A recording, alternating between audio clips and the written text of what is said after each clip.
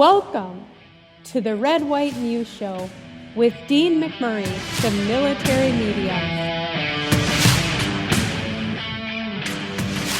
Hey everybody, welcome back to another great episode of the Red, White, and You Show with yours truly, the military medium. Now today is no exception. I have a whole host of guests on today here to talk about a real fun new movie coming out. And our buddy Max Martini is back plugging a movie, and he's brought a lot of friends with him. Got Dave, Mike, and Chris all talking about their new movie and how the veteran connection connects to all this. Max, everybody, welcome to the Red, White, and You Show. Thanks, Dean. Be here. Great to be here, man. You know, it's great. I know a ways back, Max, we, connected a couple times back on the radio. And then also when we went over to podcast, it's always great, not only having you, but your co-stars and the folks. And I know you got some of the folks that, Mike and Chris, you guys wrote, for the show and everything else. And it's, so I just really, it's an honor to have you guys on the show, number one, and you too, Dave. We're not ignoring you. Everybody does. Nice, Navy. Forget we try to. We're giving you a hard time. So, but no, we just, again, thank you for being on. I know you're all busy and plugging the release, but, give us a little synopsis. So what's going on? Everybody's like, all right, Dean, you got Max and everybody else on the show. What the hell's going on? You got the Manson Brothers Midnight Zombie Massacre. Take us into this project. What's a veteran connection? What is Manson Brothers Midnight Zombie Massacre? Well, let me back up because Yeah. I think one of the things that obviously I want to feature is that this kind of Mike and Chris wrote the script and they also starred in it along with Dave and so Mike and Chris, after I had finished Sergeant Will Gardner, which is what you and I met on, Right. And for those of you that don't know, that was a movie that was focusing on veterans that were suffering after combat with PTS or TBIs. And so the effort in that film was to raise awareness and monetary support for our veteran community. This movie was, when I read it, I thought, well, first of all, before I read it, I thought that the last thing I want to do was a zombie comedy to follow up Sergeant Will Gardner. But when I read it, I thought, you know what, this is hilarious. And so Mike and Chris and I agreed to do it. And one of the things that I'm most proud of is that we have 4 veterans as leads in this film. Dave is a veteran. Mike Carey is a veteran. Thank you both for your service. And, yes, thank you very much for your service. And then we have a lot of veterans off camera that worked on the crew. Actually, quite a few.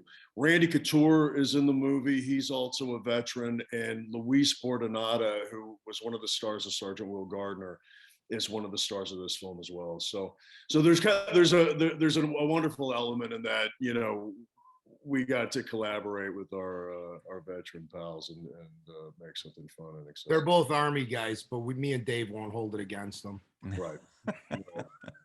They did their part. Why don't you, Mikey? Why don't you and Chris talk about the film? I mean, it's sheer buffoonery. So that's about I don't know. It was 2014. I went out to LA to visit Max, and I hadn't seen Chris probably since my bachelor party almost 10 years before, which I barely remembered him being at. And so I was trying to do some other script, and Chris was like, man, you're never going to get that thing funded. You got to put like an alien or a vampire or something in it. And so my plane got canceled going home, and I was sitting in my hotel room and I had an idea, and I called him up and I said, listen, I got this idea, and but you got to do it with me. And no matter how ludicrous it sounds, we're going to play it straight. And he goes, okay. So Chris and I used to be professional wrestlers locally in Chicago back in the 90s. And Chris was coming in as I was leaving, getting onto the fire department there. And I was actually, the Manson Brothers was the name of our tag team. and we were the tag team champions for a while, and we were villains, and Chris took my place and became the third Manson brother. So I based it upon that, and I said, well, let's pull the curtain back on the world of professional wrestling like nobody's seen it before. Let's make it as real as we can.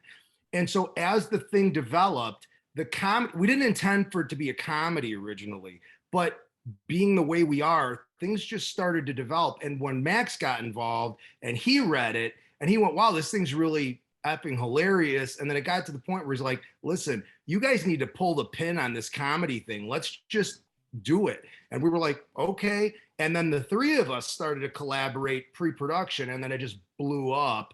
And I'm going to tell a funny Dave Meadows story. So Dave plays a character named Carson the Crippler Murdoch, who is by all intent the villain of the film. But he's a really intricate character, and he's actually based on a real guy that Chris and I know. But in the casting process, Max used Dave to read against the other actors. And the first time I saw Dave, he was reading, and I was like, wow, he's really good. And he was actually reading for Carson. And Max, through the casting process, we were not finding a good Carson. And then me and Chris were like, we should cast Dave. Dave's awesome. And finally Max is like, hey, I got this great idea. Let's use Dave as Carson. And we're like, brilliant. It was actually Dave's idea. Creamed it. He was so effing good in that part. And if I were to envision the character, it's Dave. I mean, he was so just killed it. I can't even say enough good things about you, Dave. So that's to your credit. But so the movie was ever changing right up until the day we shot it. Even there, it did. And every single obstacle that could have been thrown at us was thrown at us. And the great thing about, as you know, being a military man, we adapt and we overcome and we improvise. And Max is like that as well. And we were just able to everything turned out great. And in fact, I think we were able to capitalize on the obstacles and just made the film better. So at no point were we like, okay, we're screwed. That never happened. We were just like, okay, let's fix it so we can work with what we have. And Max he took what we did and blew it up like 1,000,000%. Like, I couldn't believe it. I'm like, oh my God. I'm like, this is like way better than I had envisioned it in my head. And so it was a really cool process. And the veteran thing was not by accident. We did that intentionally. And all the stunt guys, to a guy, are former military. Our stunt coordinator, Freddie Joe Farnsworth, who was awesome as a former Marine. We had airborne guys and Marines and Rangers and what have you as stunt guys. And we had guys behind the camera that were military. It was really great. It was an awesome experience. Very interesting. When I was when Max reached out and I was like, yeah, let's see what this thing's all about. I was like, Manson Brothers, what the hell's that? And I was watching the trailer and I was like, wait a minute, I must have the wrong link. He must have sent the wrong one, because this is not like if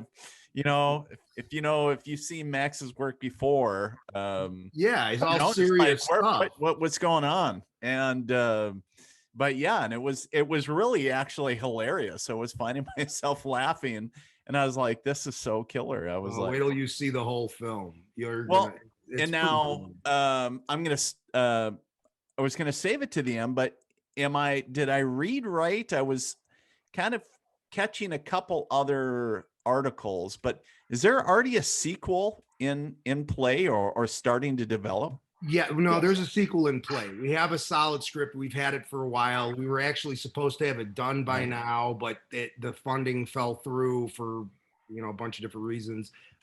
So we're hoping to have it in the works by spring. We hope. Wow, we can get the funding. Yeah, and it's even more ludicrous. And we took because we learned a lot too. Right. Like, Max was a really great teacher in addition to being a great director. So as screenwriters, we developed more as screenwriters, listening to him, saying, listen, it may work this way in your head, but this isn't the way it's going to work on screen. And sure. As a writer, it really helped the process. So when we came out with this other thing, it's funnier. It's got a lot more action. But Manson Brothers Midnight Zombie Massacre was absolutely hilarious. It's like the Clerks and Dumb and Dumber of zombie film. That's great that you mentioned that, because I was going to say, what kind of like genre? Obviously, it's kind of going for some comedy and a little bit of horror suspense, but I was like, where do you really place this? And it's great that you it was great that you say it's like Clerks, a kind of a mashup, right? I love it. It really is. I mean, Chris, you want to? I mean, well, I think the thing, like I've been saying, is that one of the things I think differentiates it from the regular kind of horror comedy is when it's time to get horrific, it's really horrific. It's not in a tongue-in-cheek way. And when it's funny, it's funny. It's you know, most of the humor is kind of unintentional in the banter and the things that occur versus, you know, setup type of gags. But I think one of the, you know, we had a review where one of the reviewers said, you know, what it really does well is toe the line, and it's a very difficult thing to do, and that's a testament to Max and everybody who performed in the film. You know, to pile on what you know, since we were giving kudos to Dave, when we were going through the casting process, you know, Max was coming up with some really big names who were potentially going to play this film that for whatever reason didn't work out. And I remember thinking to myself after watching a couple of these guys in films after we had shot, oh my God, I'm glad we had Dave for that part versus any of these names that would have done it, because, you know, he really, he carries the character almost exactly like Mike and I envisioned it. He's actually better at it than the guy that we based it off of, which wouldn't be hard to do, but that's a whole different topic. But, you know, that was really the magic, I think, part of it. And what Max brought to it was not only the big names and the great actors that you would know, but great actors that you wouldn't know that were associated with it. And, you know, testament to Max on that is not only was he able to toe that line, but it was really the performances, and I'm not including Mike and I here by any means. It was the performances that went on around that make the movie that I think really separate it from the rest of the stuff that's in that genre. Yeah, Dean, I'm gonna just jump in, and then I want to ask Dave something. But you know what? A lot of the cast members in this film, for your audience, people will recognize. D.B. Sweeney's in it. He is a big name, and Adrian Pasdar and Baz Rutten, who was one of and he's so good in it too. MMA legends outside of Randy that we were able to pull in, and he's fantastic. But, you know, one of the things about Dave, which is wild, is, you know, Dave and I met on Captain Phillips. He came on as you know, in a role with a considerable amount of dialogue, and Dave is a former Navy SEAL, and I remember just being kind of blown away that they had given a military guy, you know, that was kind of right out of the team, so a role that sizable, you know, and he was great in it, and we stayed friends since that movie. And then lo and behold, I come to find out that he's actually a trained actor, that he got out of the teams and went and you know, and started studying acting, which is advice that I give military guys all the time that want to get into the business, is like, you know, guys, it looks easy. It's so not. You have to study. Like, you have to, like, you can't just walk on to a movie and lead it. It's something that, you know, you got to train to do, like anything else, you know. And even when you write your own shit. Right. And one of the great things about Dave's character is in the movie, you see him, you know, fumbling with his weapon and doing all this kind of like, you know, slapsticky kind of physical comedy. And, you know, when in fact we know that, you know, he could kill all of us. He could knock the wings off a fly at like a mile out. There's a scene in the movie where I have a big giant gun pointed at me, and I was thinking the whole time, I would not let anybody else point this thing at me except Dave. Like, I felt totally safe that he most likely wasn't going to kill me with it. I don't know, man. Let's give Dave a second to tell us how wonderful we are. Go ahead, Dave. How do I follow all that up? You know, guys, it was actually a thing. Just kind of going back on what we were talking. I mean, first of all, thank you so much. It's really heartwarming to me that you guys, you know, were pleased with the work and everything. Back talking about the military thing, you know, I've told people in the past about this. I was describing to some other friends the experience of being on this set of the Manson brothers. And at the risk of, you know, pissing anybody off, you know, on a different production, it was probably one of, if not the best set I have ever been on in my life. And I mean that with complete sincerity. And the reason that was because of the camaraderie. And the camaraderie was brought about by having Max pull so many good friends, and like everybody on the set was a good friend. Most everybody on the set was a good friend or an avid supporter of somebody else that was on the set, from either Max or Mike or Chris or whomever was in there. And you could see that love and that brotherhood actually on there. It was the most drama-free, movie set I think I've ever seen. And I think it bled into the work. Everybody was genuinely just so happy to be there, so stoked with what we were doing, having a genuinely great time being there. And I think it goes into the movie, and the movie is all the better actually for it. And that is a true testament to all the people in the leadership of Mike and Chris and Max, that they were able to pull that group of people together and have that sort of loyalty to come in. And it's not that easy either when it's all alpha males too. Yeah. You know, it's all alpha. Oh, there was no like. There was some jackassery going on, I'll say. There's a lot of but it was good though. But it was the good kind. That's a good point to bring up. Is that, you know, we were talking about this in another interview. Is that it's every single guy in the cast is an alpha male. Like it's like but you know, they're all supporting each other, and it's really difficult in film and television and theater probably to get that kind of a personality to step down into a supportive position. You know what I mean? So that no one was trying to steal the show. Everybody was you know, supported. Dave, I was really worried about, to tell you the truth. Yeah. But yeah. No, well, that brings up a question I was going to bring up, and maybe for Dave and Mike and whoever else wants to chime in. But, you know, kind of trying to relate to the audience, you know, how do you believe or what do you believe that, you know, your background in the military, how do you feel that kind of helped you do what you do, maybe on a daily basis or in the film? I know a lot of times as veterans, right, we typically think back to our time in the military or whatever, but, you know, what were some of the things that helped you do what you do? I would just say, you know, you fall back on the teamwork thing, you know, like for me, it's all about I mean, Dave would even have it at a higher level, you know, naturally, but it's a team effort. It's always a team effort. And to me, and the thing lives and dies by the team and not the individual. Right. And so that's a core thing for me. And that's why I wrote the movie as an ensemble piece and not just, you know, a single guy or just me and Chris. Everybody had there's not a character in there that's a throwaway character. And every single character in there has an important part in the story, right? So it's the same thing. And then behind the scenes, it was the same thing. Like everybody was supporting everybody else. And we were asking each other, hey man, what do you think about this? And hey, do you think I do that? And hey man, why don't you do this? And it was really great. So I think that, and also like we mentioned before, that when we ran into obstacles, it was okay, let's improvise and figure it out. And I'll yield the floor to Mr. Meadows.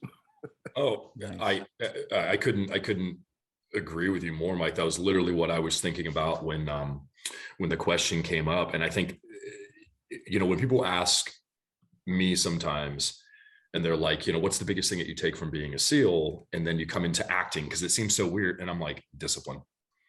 Being a great actor requires a lot of work. I'm not saying I am a great actor. I'm just saying like being a good actor or being a good artist takes a lot of work. I feel like a lot of people think that they're just like, oh, I'm just willy-nilly. It's like this thing or rather, and they don't realize the hours of dedication and work it takes to make it look effortless. Like what Max was talking about earlier about him preaching, and I do the same thing. You want to be an actor in this example, go to school. Go to school, like go start learning and treat it just as seriously. It's not just recess time. Right. You know, it's like you have to practice. That's like saying that people that play in the NFL don't have to train and practice just because they're playing a sport. It's literally the same thing. Right. And we all have training, you know, we've all gone to school and done it. And I mean, in that regard, it is like the military. It's like you get out of basic, and that's the level you're at. But you got to go to basic, right? Mm-hmm. And then if you want to move up in rank, you got to go to specialty schools. You got to train. You got to qualify. You have to it's exactly like the military. And look, I mean, these guys, it was very easy to direct them and work with them, because you go, hey, okay, go try this or go do this and blah, blah, blah. And they're like, yeah, blah, done. And they go do it, whereas most thespians don't take. They don't like to be called that no more. Yeah. I don't know if that's politically correct. Well, you can on this show. What the hell? Right. You can use that word. I don't give a shit. So. Yeah, they don't, anyway, most actors are not great. From an outsider perspective, I would say, partnering with Mike to do this project very quickly, there was never a moment where I didn't think we were going to get it done. I didn't know to what level it was going to get done. And again, 99.9% of that is 99.9% of his military background, which is, when we said we were going to do this, and again, I didn't know what level. Could have been $50,000. It could have been $50 million.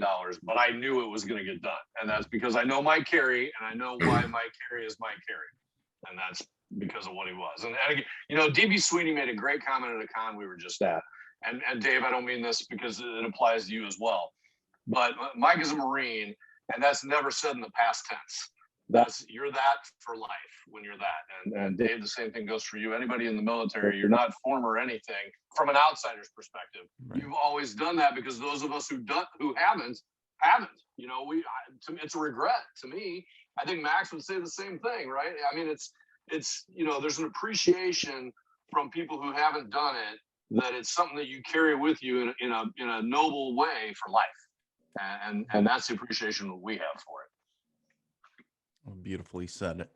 Well, and it's interesting too, is we certainly don't want to, obviously this show focuses on, military, first responders, all those folks, but we also don't forget that there is a tremendous amount of folks that have never served but are still very patriotic and serve in their own way, right? Absolutely. And they still kick ass and support each and every day. And, I would be remiss if we didn't recognize those do-gooders as well, because they allow the men and women that wear the uniform each and every day, regardless of the color of uniform and what they do, is regardless. Yeah, but without those supporters, we wouldn't be able to do shit, right? And so you need those folks to be able to support. So I think that's important as well. What I love, though, is the aspect of, I think the first time for me anyways, to hear about the concept of veterans coming into, kind of in the film industry and kind of in that, as Max is our common friend, Suzanne De Laurentiis, and talking about, working with the veteran community and those that were interested. And then of course I think she put me in touch with you, and we, did the interview and everything else. And I realized it was like, holy shit, like the veteran community is much more vast than I realized within the film community, right?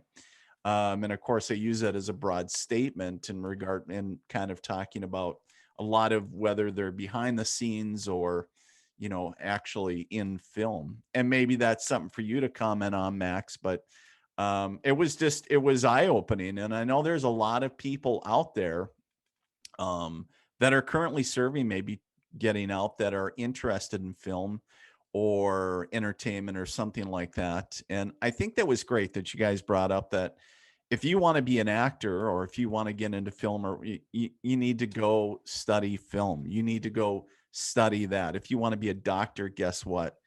Take your ass to school. Wait a Study minute, you got to go to school for that? right. Well, there's your Wikipedia, I heard, is pretty good, but think I'm you in know, trouble. you take YouTube No, view, man. I was fortunate enough to have, you know, played in Saving Private Ryan, which I think was like maybe the first big kind of like event or film that started this kind of movement into, you know, bringing back these military productions, because from there, you know, came Band of Brothers and, you know, all these other films Right. and television shows. And but suddenly there was this demand that for guys that knew how to handle a weapon, you know, and yeah. when you're casting a military movie, that's the biggest thing for me anyway, is like, you know, finding guys that don't look awkward with a weapon is really tough. And then you get, so then you'll have like, well, he's, you know, this guy's worth something, you know, his name value is, you know, is worth something. So we have to use him. So we'll train him. Well, you can't really teach it. You kind of have to have something inherently in you that allows you to move naturally with a weapon and operate a weapon in a, you know, in an efficient way, right? And so what ended up happening is all these military guys were pulled into Hollywood because it was like, just put on a uniform, get on camera and go. You know what you're doing, right? It was very easy. We didn't have to train it. They could train the actors if they had to. But the problem is the crossover from being an extra or being a technical advisor into being an actual, you know, lead or supporting character in the film, which is what everybody inevitably wants to do because it's more money, it's more exposure, it's a career move. Suddenly, you know, you're moving forward in the industry. But to make that step, it's a giant pass. And it's like, and you really have to, you got to do something to qualify, you know.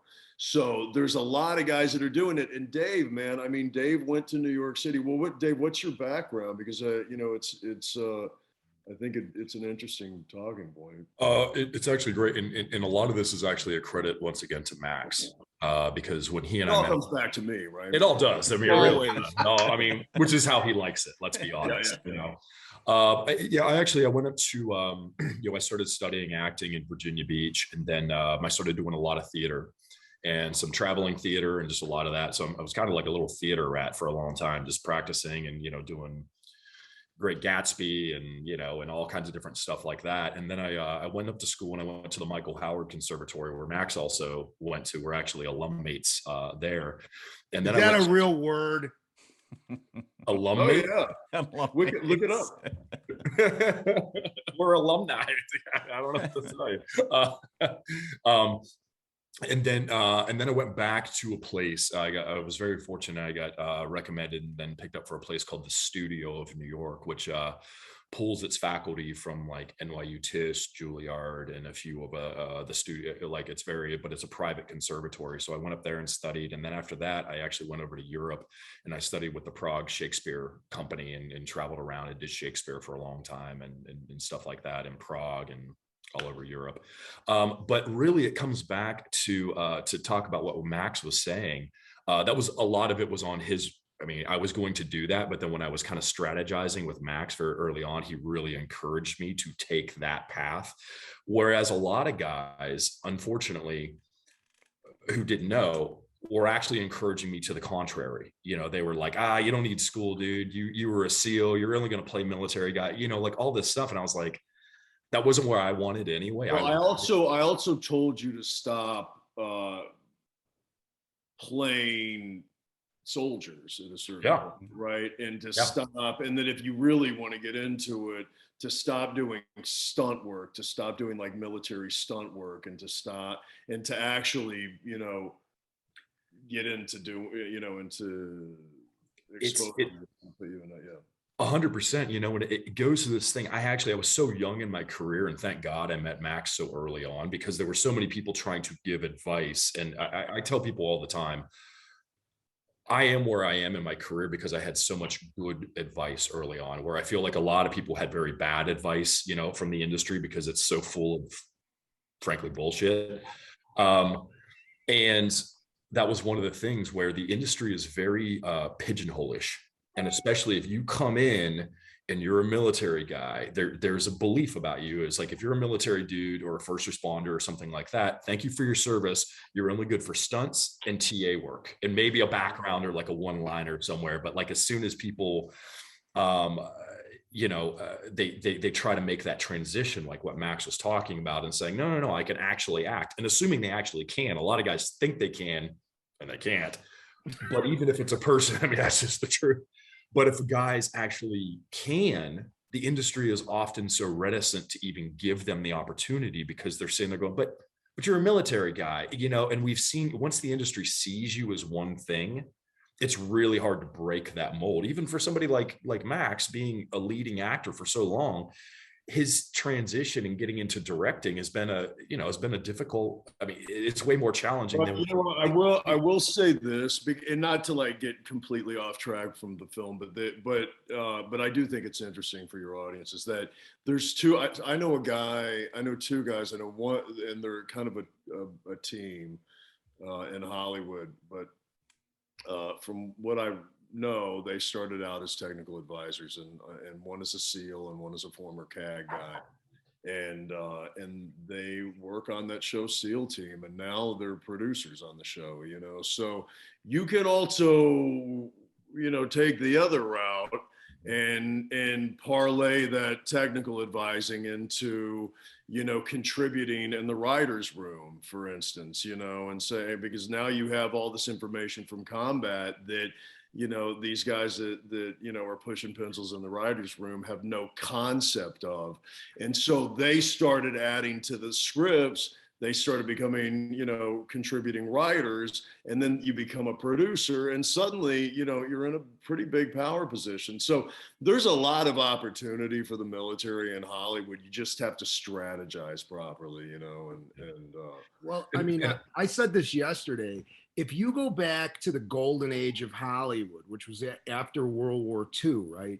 The majority of those guys, and a lot of the women as well, the actresses, were prior combat people in World War II, and they weren't pigeonholed in playing military people, but they were also highly trained actors, you know, like all those guys, almost to a guy, were with very little exception. And now that there's so many guys who are getting out of the military now. I think in the very near future, you're going to see a big swath of actors come through that are prior military, that are going to be, you know, genuine actors, you know, Dave and I aside. But I mean, I think there's other guys coming up, and you've got Adam Driver now, who's an Academy, you know, nominated actor. And he's just the tip of the spear on that one. So I think it's just the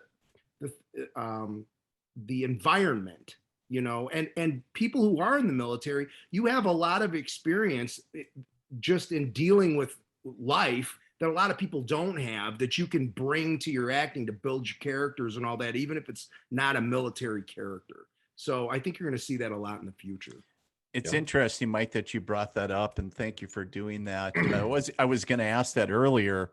If any of you have been seeing a resurgence with, you know, people are joining and getting out every day, right? But out of the military in every branch. But it's interesting because, you know, you talk about that era, and, you know, if it'll become more saturated as it once was. I hope it does. I hope it does. So I think a lot of that has to do with what the attitude of the executives are in Hollywood too. Sure. It was different then. So we'll see. Right. Yeah, you know, just to kind of make a comment on what was brought up there a little bit ago with Mike said, you know, is interesting in my own background, because I do mentorships for a lot of military guys, either going into the industry or trying to get somewhere else or whatever. And it was interesting. I learned this, and Mike just hinted on it. When I was at drama school, when I was auditioning for drama school, I was sitting for my last rounds of auditions at one point in time, and I'm sitting there, and when I was asking, we're of course having the discussion, and one of the heads of the faculty was like, "Do you have any questions for us?" And I sit there, and I'm like, "Yeah," at the risk of sounding kind of like an idiot, basically. Why are you interested in me? Because everybody else, every classmate, all they do is act. These are these incredible actors who have been acting since they were basically in the womb. All they've ever done is, they like came out with a Shakespearean, like diploma, like from the womb and everything. It's like, and then here I am, a 30-some-year-old former SEAL team sniper and everything. And I'm coming in, and what is it? And literally they came back and they went, "Because you've actually lived life."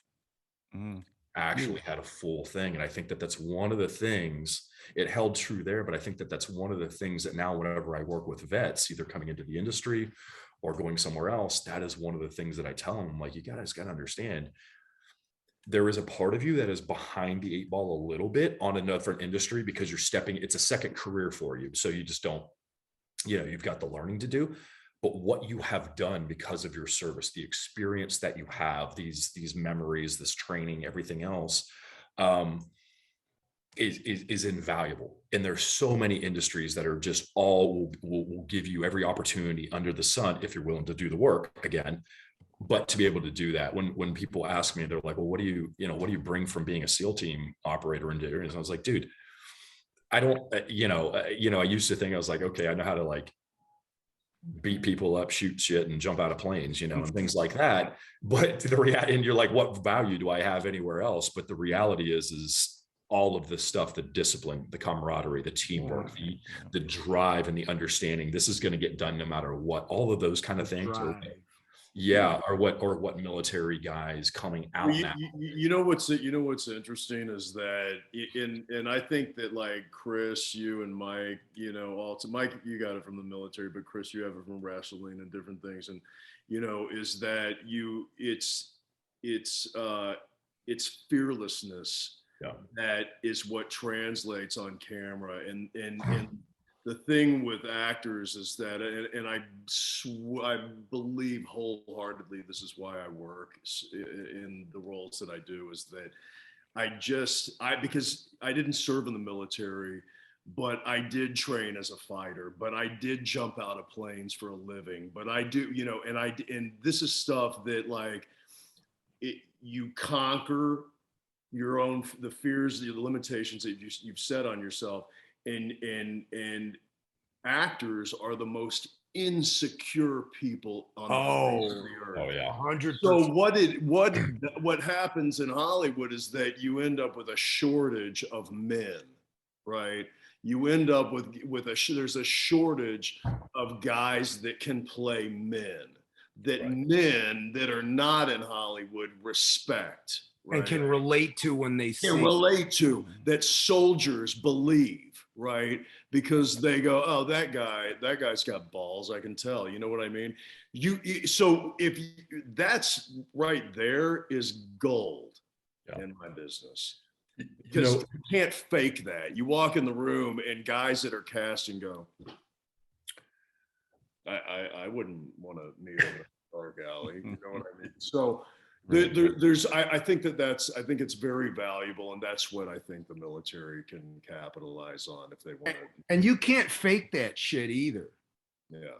You can look. I'm not gonna mention any names, because I'm highly critical of it. But when I watch guys on screen that are pretending to be tough guys, I'm like, I'm sorry, I don't buy it. I may even be entertained by it, but I don't buy it. I want to believe it, and not saying I'm a badass or anything like that. I'm just saying that stuff you can't fake. Yes. And two, being an actor, how many times have you said, "Oh, I don't want to do that. I don't want to look silly." We all have a stigma about looking silly, but if you're going to be an actor, you have to be able to let go of that insecurity and say, okay, maybe I'm a real life tough guy. Well, let's take Randy Couture, for example. Randy Couture is one of the biggest badasses on the planet, right?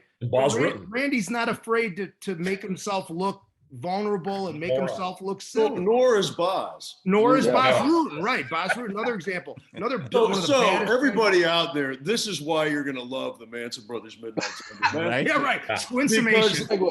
It is packed with real men acting like idiots, and the humor is look, I mean, the military buddies that I have are some of the goofiest motherfuckers that I've ever met, So it is that Dumb and Dumber, ridiculously funny knee slapping humor, and in addition to that, the zombie attacks are pretty gruesome.